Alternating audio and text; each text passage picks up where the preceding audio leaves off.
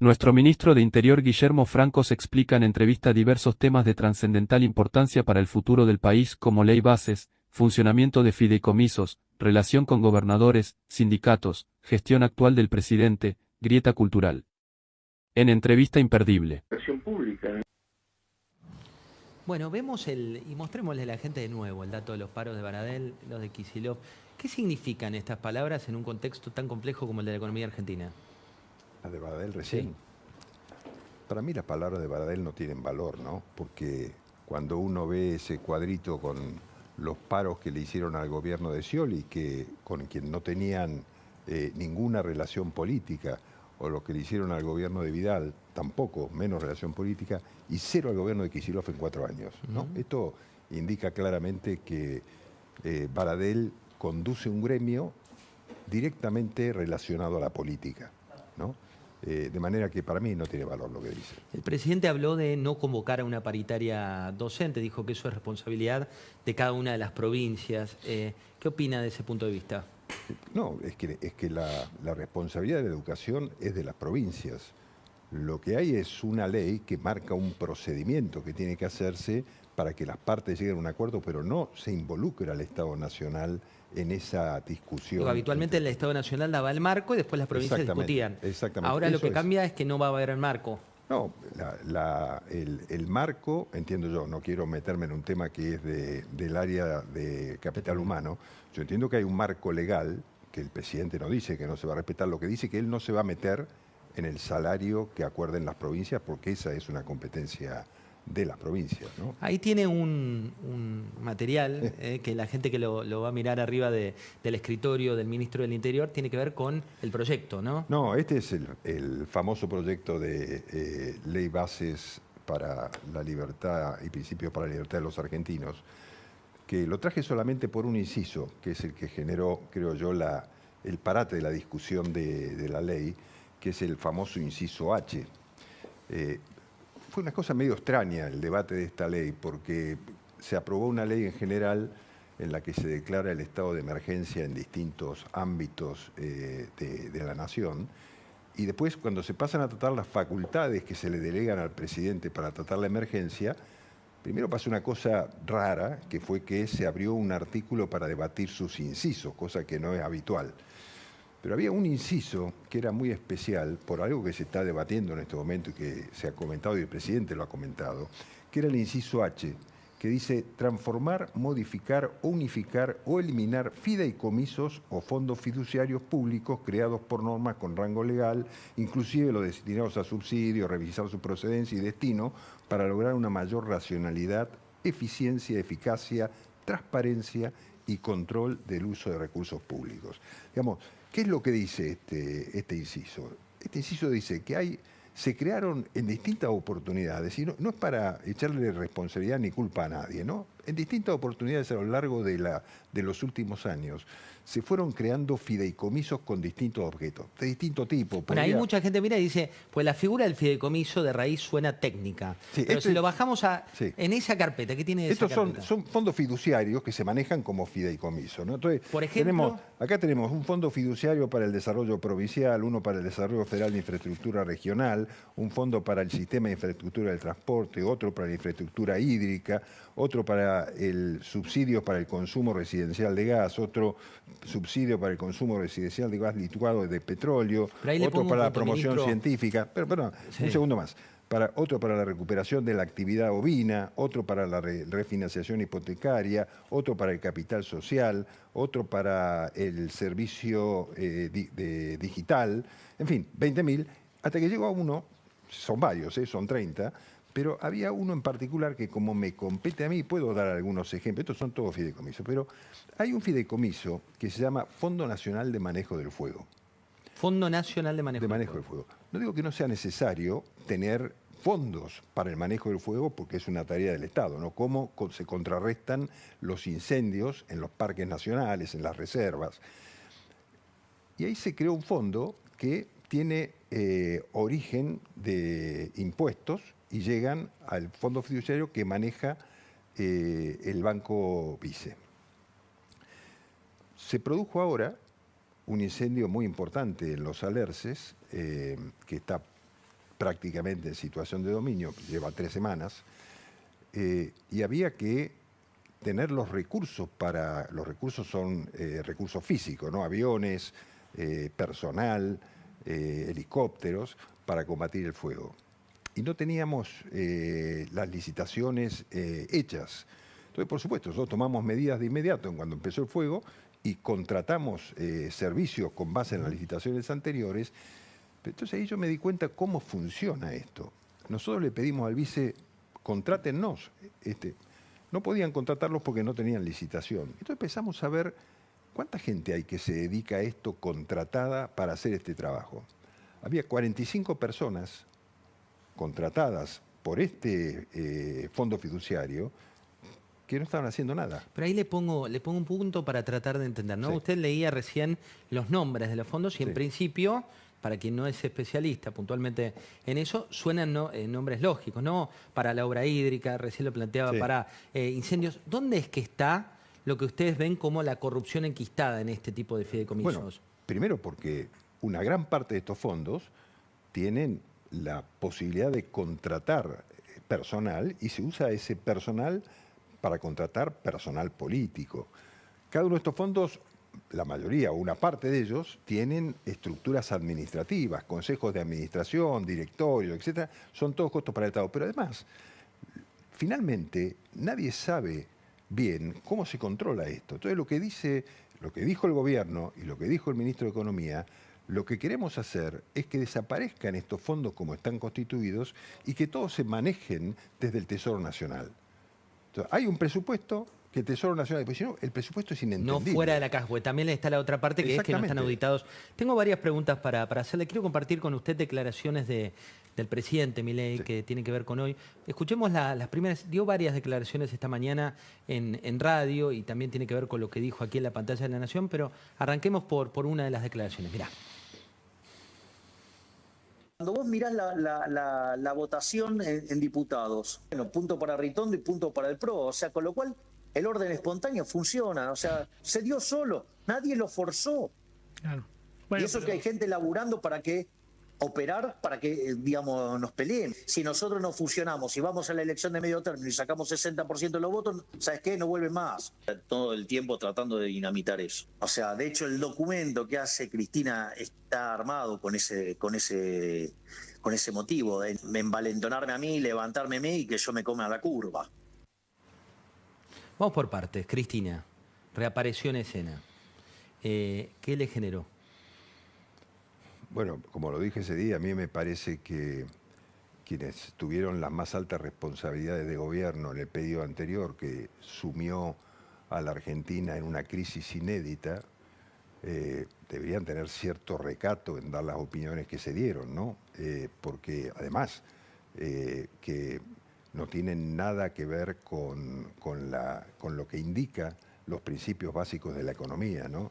Cristina hizo un planteo que el problema de la Argentina era la falta de dólares, y en realidad el problema de la Argentina, como le pasa a cualquier familia, lo hemos dicho muchas veces, que no puede gastar más de lo que tiene.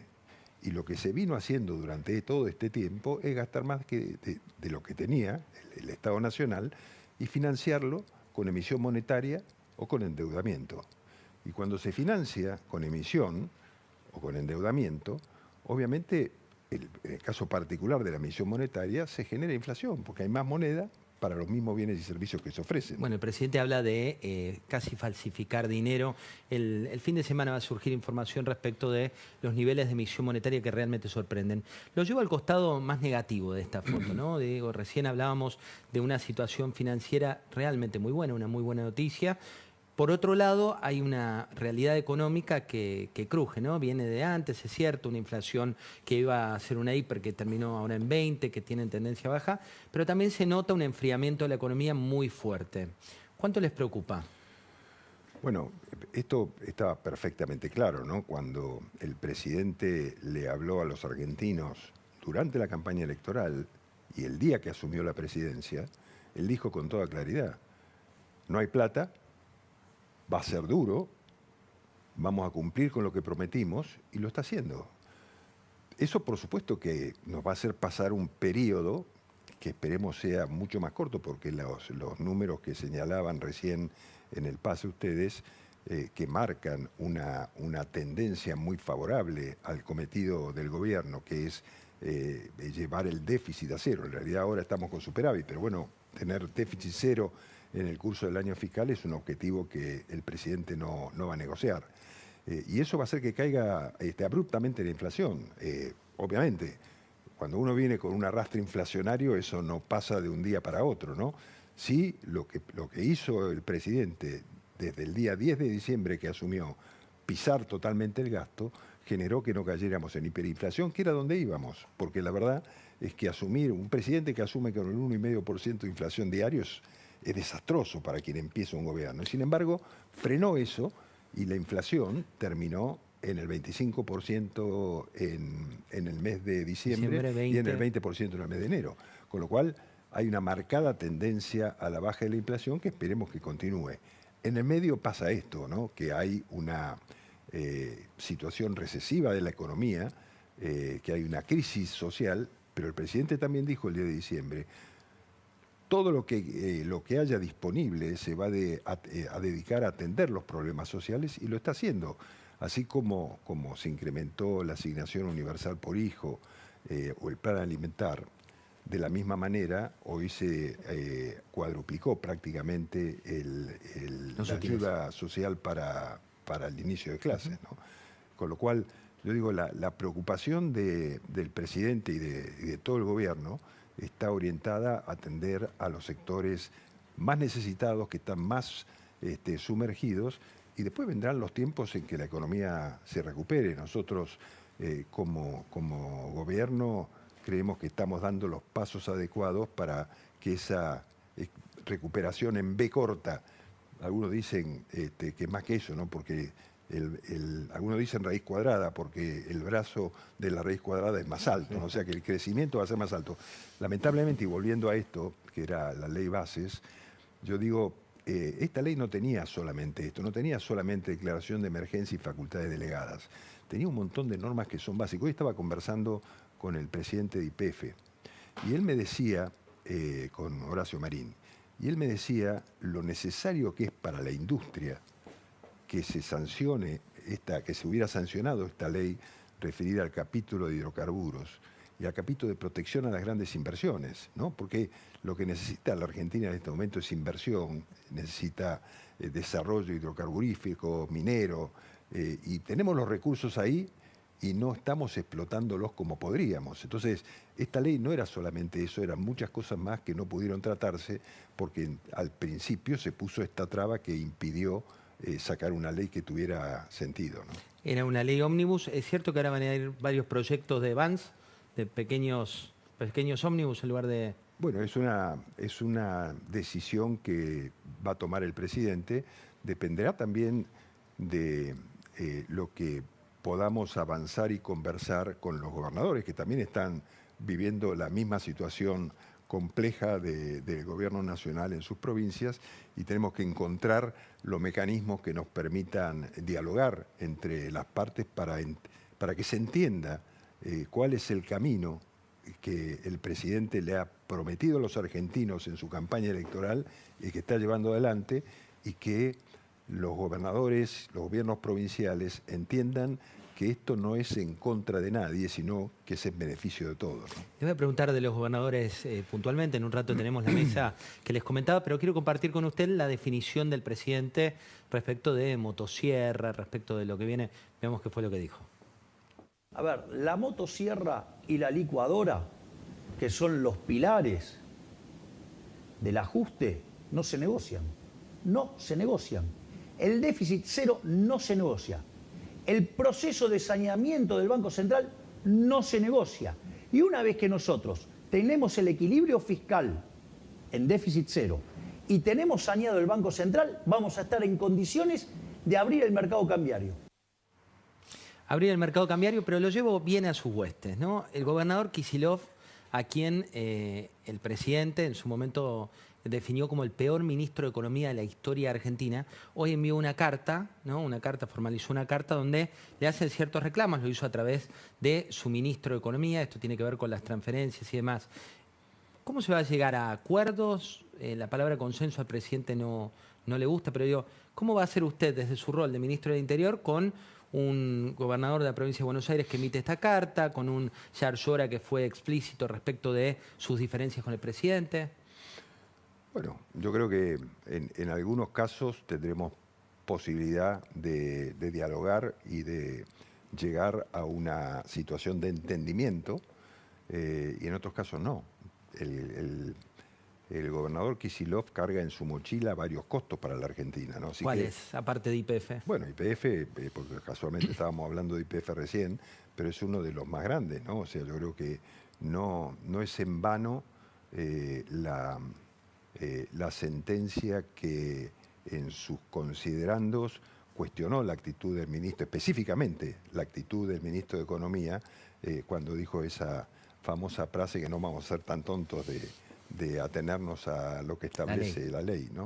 Entonces yo digo, si más allá de que es obvio que el gobernador de la provincia de Buenos Aires tiene una posición ideológica totalmente diferente a la del presidente Milei, la gente lo eligió al presidente Milei y eligió la propuesta del presidente Milei. Entonces, por más que el gobernador de la provincia tenga una opinión distinta, el que gobierne es el presidente Milei y lo va a hacer conforme a lo que expuso en su campaña y como dijo él, ¿no? No se negocia el déficit cero y no lo va a negociar. Y ustedes ven en la firmeza con la que plantea el presidente estos temas que no hay posibilidad de cambiarlo. ¿La idea de crear la tasa Kicillof que le dijo el presidente en su momento fue más una chicana o es un proyecto que realmente existe? No conozco el proyecto concreto, sí me acuerdo el comentario que hizo el presidente en ese momento, ¿no? Pero sin duda esa, por supuesto, es una sentencia que tiene todavía pasos para llevar adelante desde el punto de vista judicial. No ha llegado todavía el momento concreto de hacer el pago, pero veremos si el presidente en el momento de que se haga el pago pone una tasa especial para cancelarla, no lo sé. Esto corresponde a Capital Humano, pero es cierto que es otro de los temas de agenda a nivel nacional. El presidente dijo que no va a fijar un salario mínimo vital y móvil, que es algo que en un principio se decía que iba a avanzar. Esto surgía de otra cartera. Varios de los sindicatos, inclusive Héctor Daer, salieron a reclamar o se enojaron mucho con esto. ¿Cuál es su punto de vista? No, a ver, yo creo que todo lo que esté establecido en la ley, el gobierno lo va a hacer. Creo que los reclamos del sector gremial tienen que ir también acompañados con aceptar cambios en un sistema que está regulado de una manera que impide que los empresarios tomen personal o decidan a tomar más personal.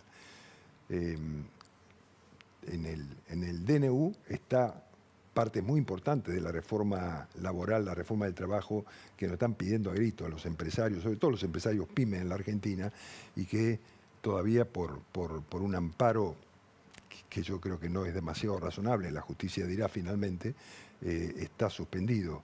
Pero los argentinos están esperando tener más posibilidades de trabajo y los empresarios están esperando la posibilidad de darlo. No lo van a dar si no somos capaces de cambiar estas leyes que atentan contra la posibilidad de crecimiento, de desarrollo y de generar empleo, ¿no? Usted tiene mucha experiencia en la gestión pública, también estuvo en la gestión privada. Digo, cuando vamos a una reunión de gabinete, que es uno de los misterios más develados del presidente Milei, ¿no? Se reúnen con estas reuniones muy periódicas. ¿Qué cambios nota respecto de la gestión pública en la cual usted ha participado? ¿Qué cambió en el estilo, qué cambió en el fondo y qué puede cambiar en las formas? No, yo nunca participé en una reunión de gabinete antes. O sea que para mí esto es una experiencia nueva. Yo pasé la mitad de mi vida en el sector público y la mitad de mi vida en el sector privado, la otra mitad en el sector privado. Así que tengo las dos experiencias.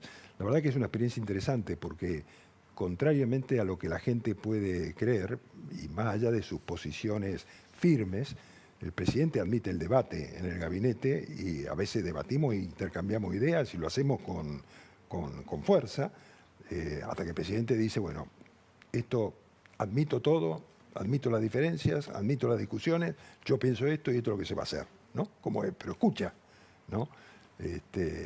Y nos escucha a todos. Lo que tenemos, a veces tenemos posiciones divergentes, como es lógico en cualquier grupo de personas que está trabajando en un proyecto, con muchas tensiones de distintos lugares, con distintos reclamos de distintos lugares, y tienen que expresarlo en una mesa y el presidente es el que toma sus decisiones, ¿no? Pero además, este es un presidente que participa de las reuniones de gabinete. Nosotros estamos teniendo reuniones de gabinete 2 veces por semana, con un presidente que asiste, y bueno, yo creo que eso es bueno, un poco agotador, pero es bueno generar ese tipo de debates y de discusión interna hasta que el presidente toma una decisión final, ¿no? Últimas preguntas antes de ir a la mesa. Le voy a mostrar declaraciones del presidente de la agenda política que viene, ¿no? Tenemos tema gobernadores, tenemos agenda con el PRO. Veamos qué es lo que decía el presidente Milei respecto de una convergencia con el PRO.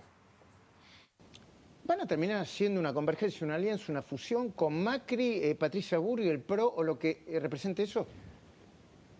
¿Qué es lo que yo dije sistemáticamente previo a meterme en la política? ¿Qué fue lo que yo he presentado aún antes de las PASO? Era, ¿por qué no vamos todos juntos? Vamos a hacer una interna, el que gana gobierna, el que pierde acompaña. Se parece a eso. Una de las cosas más maravillosas que pasó en la Cámara, por lo cual estoy muy agradecido del trabajo que hizo Cristian Ritondo, es que él logró abroquelar todo su bloque apoyando las ideas del cambio. Así es. Entonces, si ustedes se fijan, eso ocurrió solo, espontáneamente. Entonces, digo, yo veo que evidentemente va a haber una convergencia. ¿Qué significa va a haber una convergencia? Bueno, significa poder trabajar como no digo un único bloque, porque las formas siempre se encuentran en política para trabajar en conjunto, ¿no? Lo que el presidente dijo muy bien, que él lo había planteado previo a las elecciones. Él dijo, hagamos una gran interna de nuestros sectores, que es el sector centro-derecha, por llamarlo de alguna manera, del país, y que se defina en una gran interna, una PASO abierta entre todos, y el que gana gobierna y el que pierde acompaña. De hecho, fue lo que pasó, ¿no? Porque a los 2 días de la elección, los que perdieron esa interna del centro-derecha dijeron acompañamos, ¿no? Y tal vez ahora lo que está planteando el presidente es que esa unión que se dio en los hechos se haga más orgánica en el Parlamento, ¿no?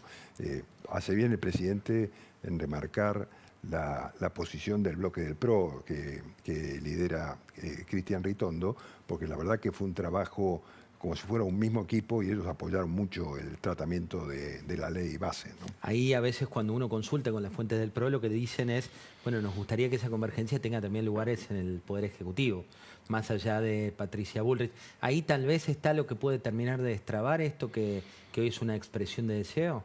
Yo creo que eso son decisiones del presidente. Como está Patricia Bullrich, podrá haber otro, a lo mejor, no lo sé. Es una decisión del presidente cómo conforma sus equipos.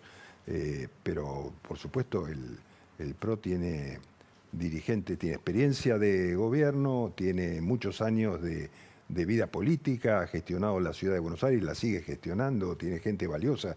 No veo por qué no podría hacerlo, ¿no? Así que, pero son decisiones que tiene que tomar el presidente de la República en el momento que lo considere, ¿no? La última, ¿está previsto convocar a los gobernadores? ¿Cuál es la agenda que viene con, más allá de todo el ruido que se da en términos discursivos o en las entrevistas, en los medios? Digo, ¿hay prevista alguna reunión como la primera que hicieron? ¿Cuál es el plan? Bueno, no es que esté prevista una reunión con todos los gobernadores en su conjunto como aquella que hicimos al principio de la gestión, pero sí vamos a tener reuniones con gobernadores. Yo las voy a tener, es un poco mi tarea. La semana que viene voy a estar en Salta el 20 de febrero, que es la fecha provincial, y lo voy a acompañar al gobernador Sáenz y me voy a juntar ahí con algunos gobernadores que van a estar presentes y seguramente intercambiaremos ideas sobre cómo avanzar luego de esta situación que se generó en el tratamiento de esta ley y que también genera, porque muchos de ellos están interesados en muchos temas que trata esta ley sí, también. Se traba por la macro. Y bueno, claramente. Entonces digo, yo creo que hay que tener la capacidad de encauzar la relación dentro del marco que ha fijado el presidente de la República para este momento de crisis del país, ¿no? Entonces, yo creo que siempre el diálogo, la posibilidad de intercambiar opiniones, de conversar y de ver qué camino seguir, atendiendo lo que acaba de señalar recién el presidente en ese corte anterior, donde decía, esto no se negocia, o sea, no va a negociar déficit, o sea, no va a haber déficit para el presidente Milei. La última, usted sabe que es un tema que lo llevó a la agenda pública el propio presidente. Parece un tema menor, ¿no?, en cuanto a la agenda que hay a nivel país, pero el debate de la cultura, de Lali Espósito, del presidente versus Lali Espósito versus el presidente, ¿qué le genera ese debate? ¿Lo toma como algo de fondo o como algo más de color? A ver, tiene su parte de color, sin duda. Yo no creo que haya sido la intención del presidente tener un cruce particular con Lali Espósito, que es una artista destacada, sino que lo que él quiso marcar es cómo aquellos que por ahí cuestionan la falta de recursos, que requieren más fondos, etcétera, por ahí gastan fondos en temas que no son tan importantes cuando la sociedad está viviendo momentos tan duros, ¿no? Entonces, y no es un ataque a... Creo que el presidente lo dijo hoy en un tuit un poco más largo y más explicativo sobre esto. No llamó Lali Depósito, ¿no? No, pero eso fue antes. Digamos, el presidente hoy dijo, no es una cuestión de un artista en particular, no es Lali Espósito en particular. Es la idea de que cuando hay una situación de crisis como esta, la inversión del sector público no puede ser en pauta, no puede ser, no, hay que privilegiar los temas más importantes.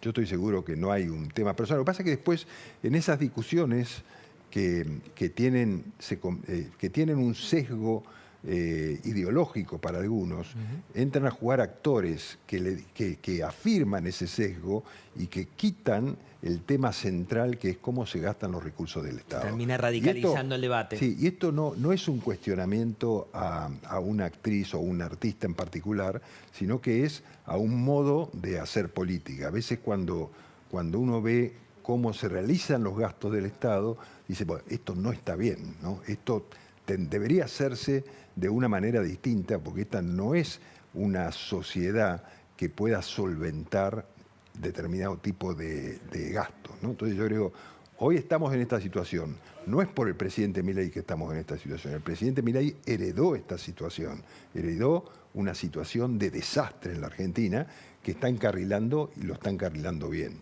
Yo espero que el periodo de dolor, de sufrimiento de los argentinos sea lo más breve posible y estoy convencido que la Argentina va a salir más pronto que tarde de esta situación. Ministro, un placer haberlo tenido. Gracias por su tiempo. Gracias, José, al contrario, muchísimas gracias. Me voy a ir a la mesa, una mesa que no te podés perder porque hay muchísima información, pero esto decía el vocero presidencial, Manuel Adorni.